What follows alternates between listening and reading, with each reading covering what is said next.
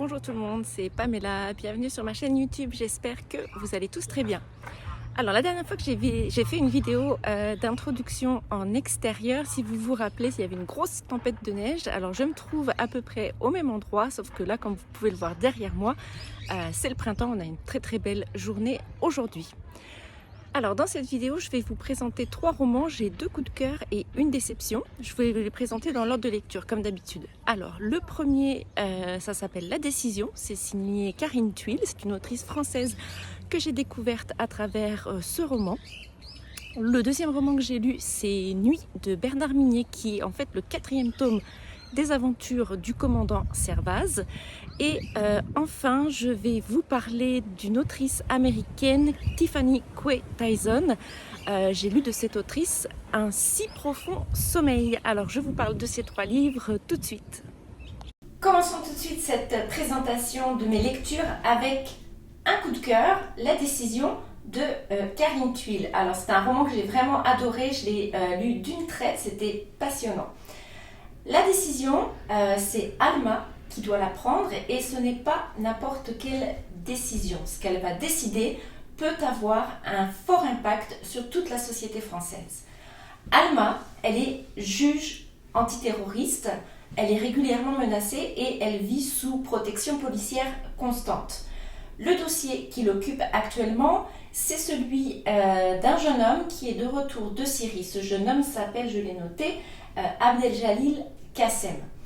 Alors, au fil des interrogatoires, lui, il ne se démonte pas, il explique que s'il a rejoint la Syrie, ce n'est absolument pas pour prendre part au combat de l'État islamique, mais bien pour vivre comme il avait envie en tant que musulman avec sa femme et son bébé.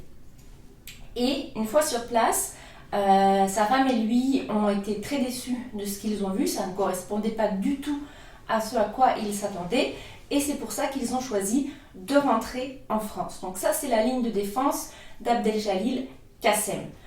Alma, la décision qu'elle doit prendre à ce stade, c'est est-ce que je le crois ou même si je ne le crois pas tellement, vu qu'il n'a commis absolument encore aucun crime, est-ce que je le libère?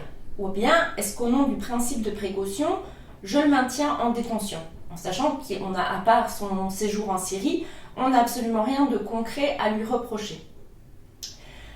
Donc Alma, c'est ce qui l'obsède, qu'elle ne sait pas trop vraiment quelle décision prendre. De plus, dans sa vie privée, ça ne va pas très fort avec son mari. Alors leur mariage est en train de partir à volo.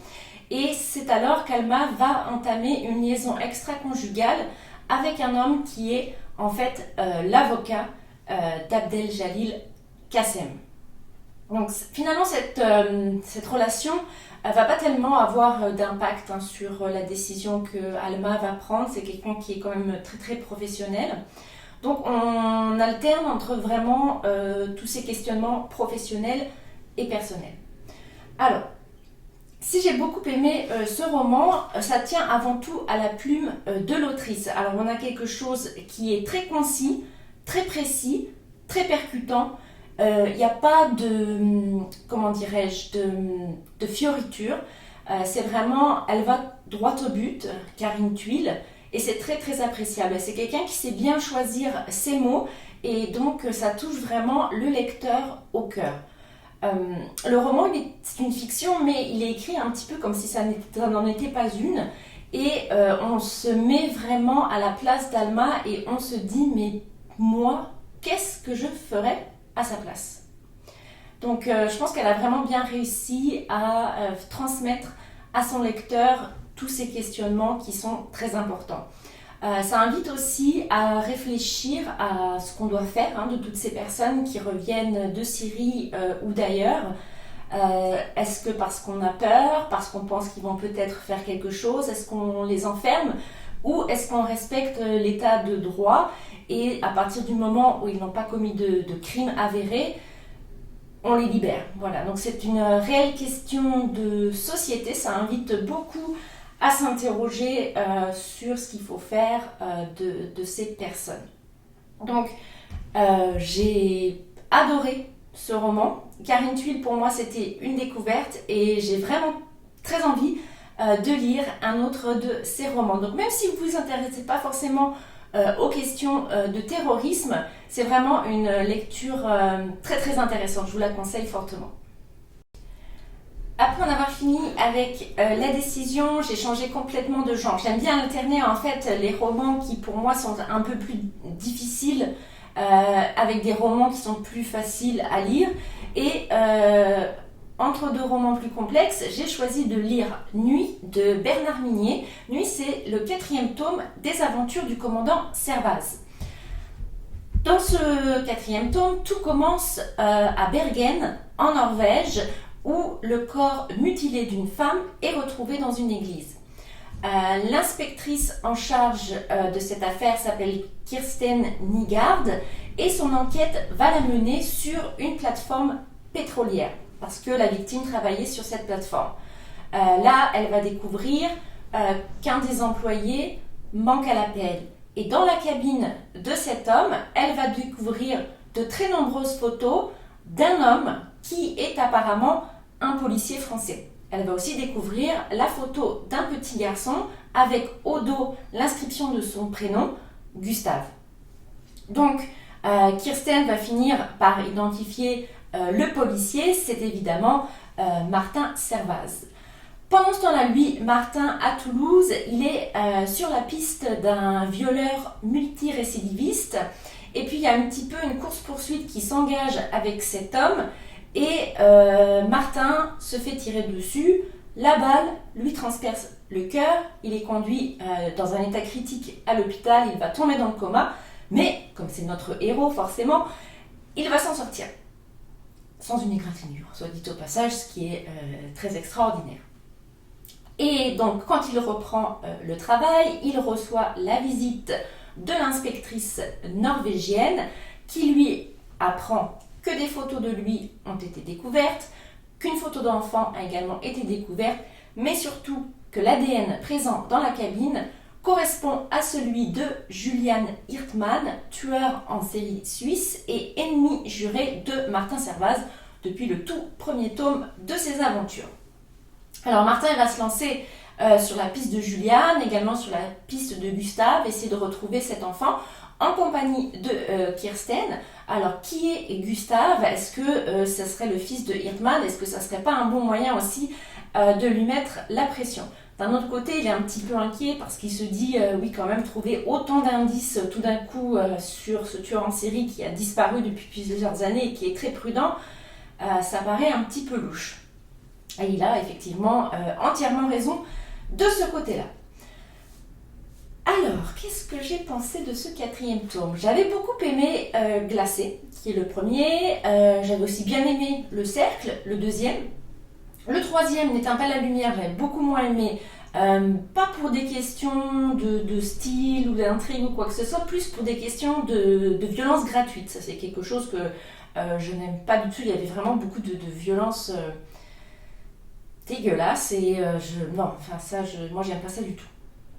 Donc, voilà, je savais pas trop ce que ça allait donner ce 4e tome. Et bien, en fait, c'est pas du tout crédible. Ce n'est pas du tout crédible. Non mais imaginez, on a un type qui se fait tirer une balle dans le cœur et qui survit sans aucune séquelle et qui reprend le boulot aussitôt après. Mais alors ça s'arrête pas là, parce que le type qui lui a tiré dessus, figurez-vous qu'il n'est pas en prison, mais il est en train de se faire une cure thermale peinard dans les Pyrénées. Et c'est pas encore fini, parce que Martin, il va subir une autre intervention chirurgicale, après avoir quand même été opéré du cœur, une autre intervention chirurgicale, et quand il va se réveiller en salle de réanimation, il va se lever tout de suite et sortir en pantoufles dans la neige pour aller courir après le méchant. Non, ça tient pas du tout la route, vraiment pas. Le méchant, justement, Julian Hirtmann, alors c'est un tueur en série, il est tout puissant, il contrôle tout, il manipule tout. Alors je veux bien que le mec soit intelligent, mais à ce point-là quand même, c'est pas crédible encore une fois. De plus, Martin, qui est quand même un commandant de police expérimenté, va se jeter tête la première dans tous les pièges qui lui sont tendus. Alors même moi, qui suis très naïve, je ne serais pas tombée dans le piège, vous voyez. Donc là encore, ça c'est pas crédible. Bon, après, on a beaucoup de personnages qui sont décrits dans les moindres détails, alors qu'en fait, finalement, ils vont pas apporter grand-chose à l'histoire. En fait, ils servent à rien dans l'histoire. Donc pourquoi ne les présenter à ce point-là?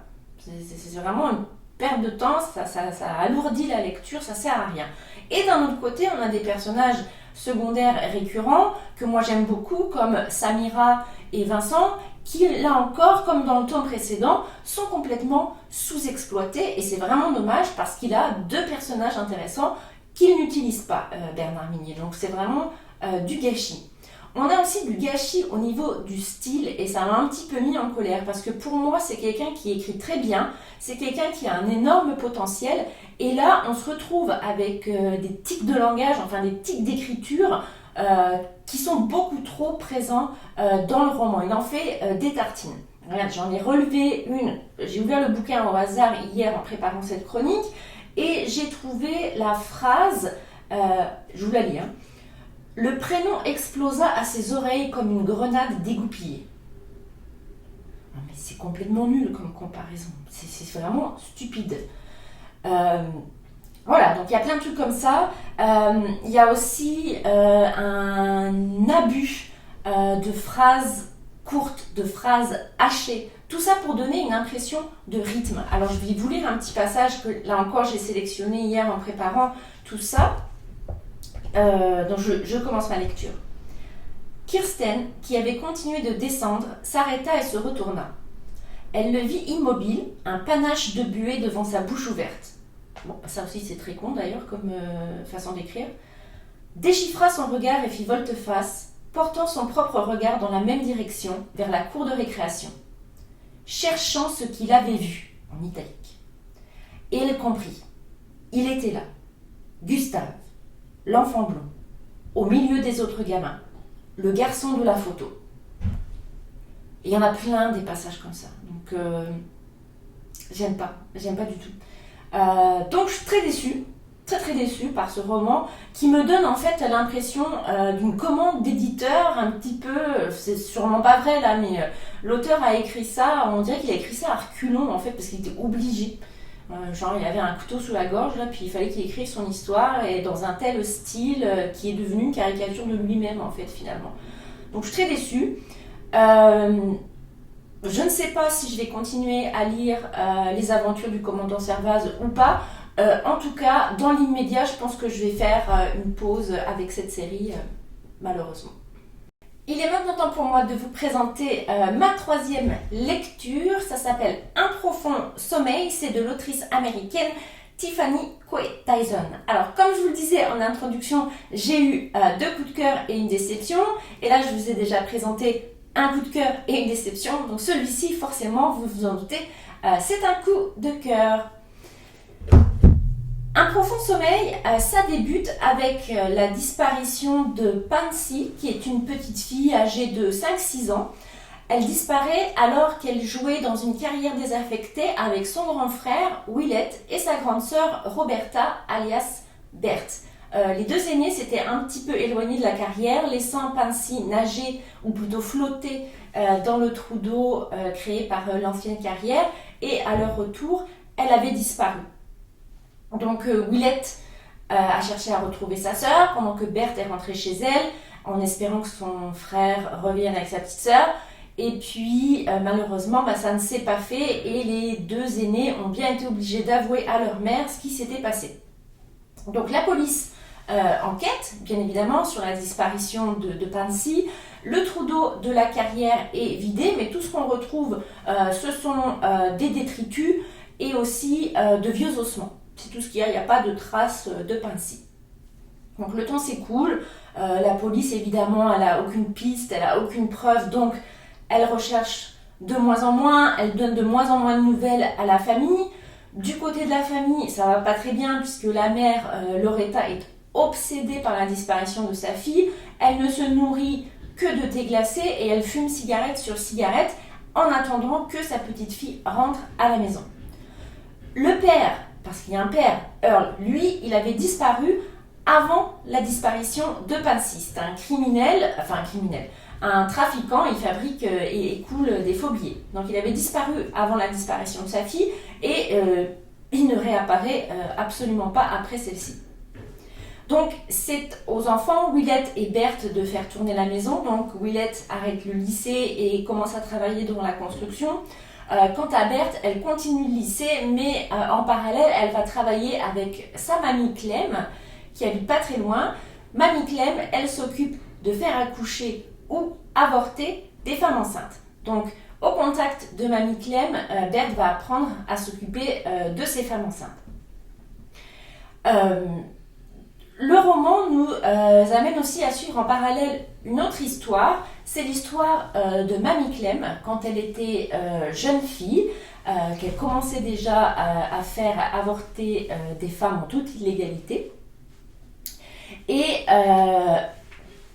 Clem, à ce moment-là, vivait avec son amie Aura, une jeune femme qui s'intéressait beaucoup à la médecine. Et Clem et Aura, elles vivaient ensemble et elles recueillaient tout un tas d'enfants. Elles ont par ailleurs recueilli un petit garçon et une petite fille qui avaient été abandonnés par leur père après le décès de leur mère. Donc leur mère était une femme métisse, noire et indienne, et leur père était un homme blanc. Et donc mamie Clem et Aura ont décidé de les recueillir et de les protéger, parce qu'à l'époque, l'histoire se passe au Mississippi dans les années 60.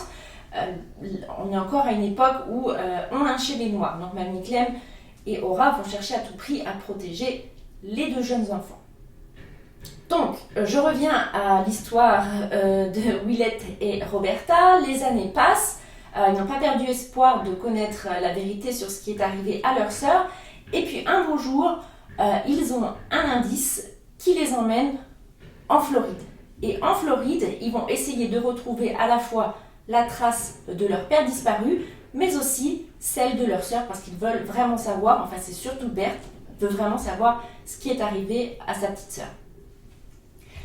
Alors, ce roman, c'est pas du tout une enquête policière sur la disparition d'une petite fille. Je vous le dis tout de suite pour ne pas vous induire en erreur.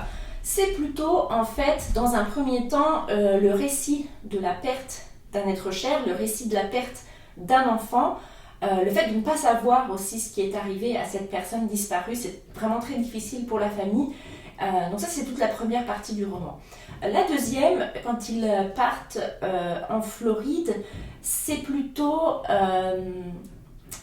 la recherche de ses origines, la recherche de la découverte d'un secret de famille terrible qui a eu des conséquences jusque dans le présent, jusqu'à entraîner la disparition d'une petite fille. Alors je vous en dis pas plus parce que sinon ça va être un peu difficile de vous cacher certains éléments importants de l'histoire.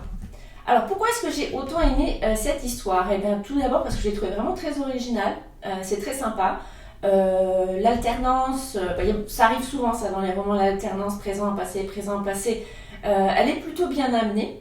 Ça permet, parce qu'elle permet en fait de faire avancer le récit dans le présent, si vous voulez. C'est pas juste pour gagner de la place parce que l'histoire est un peu faiblarde en elle-même, c'est pas du tout ça. C'est vraiment bien construit pour bien expliquer le présent. Le style de l'autrice aussi, moi je l'ai trouvé très agréable, c'est vraiment très facile à lire. Franchement, rien à redire de ce côté-là. Le seul petit reproche que je pourrais faire à ce roman, puisqu'il faut en trouver un, allez, c'est peut-être la profusion en fait de thèmes qui ont été utilisés par l'autrice. On va nous parler de racisme, on va nous parler de viol, on va nous parler de conditions des femmes. Donc il y a un petit peu trop de choses de ce côté-là, ça reste quand même assez cohérent. Mais peut-être plus se focaliser sur une chose, ça aurait donné quelque chose d'un petit peu plus dense et ça aurait été encore meilleur en fait, mais c'est très très bien aussi comme ça. Donc, si vous vous intéressez aux secrets de famille, je vous conseille Un profond sommeil, c'était une très belle lecture. Voilà, on arrive à la fin de cette vidéo, c'est tout pour moi pour aujourd'hui. Juste pour vous dire, en ce moment, je lis Le 5e enfant de Doris Lessing. Donc j'ai bien avancé, disons que j'ai mis un bon tiers du roman, j'ai lu ça hier soir. C'est vraiment passionnant, je suis super contente de lire ce roman en fait. J'en perds mes mots. En parallèle aussi, vous pouvez le voir derrière moi, ils sont ici, des petits Yotsuba. Je ne sais pas si vous connaissez ce manga, ça raconte les aventures d'une petite fille un peu étrange, Yotsuba, et puis ses aventures quotidiennes. Elle est toujours surprise un petit peu par ce qu'elle voit. C'est ultra mignon, c'est très rigolo. Et si jamais vous parlez un petit peu japonais, sachez que c'est hyper facile à lire en japonais. Donc lancez-vous, pourquoi pas, n'ayez pas peur. Alors, comme toujours, j'attends vos commentaires. Si vous avez des commentaires à formuler sur les lectures que j'ai présentées, ou bien si vous voulez me parler de ce que vous êtes en train de lire en ce moment, de vos découvertes, si vous avez des romans à me suggérer, je suis preneuse. J'attends vos commentaires et en attendant tout cela, je vous souhaite un joli mois de mai et je vous dis à bientôt. Matane!